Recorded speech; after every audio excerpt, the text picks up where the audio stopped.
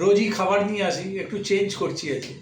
আজকে একটা ছোট্ট পুরোনো দিনের গান একটুখানি গিয়ে শোনাই আপনাদের। এমন আমি ঘর বেঁধেছি আহারে যার ঠিকানা নাই, স্বপনের সিঁড়ি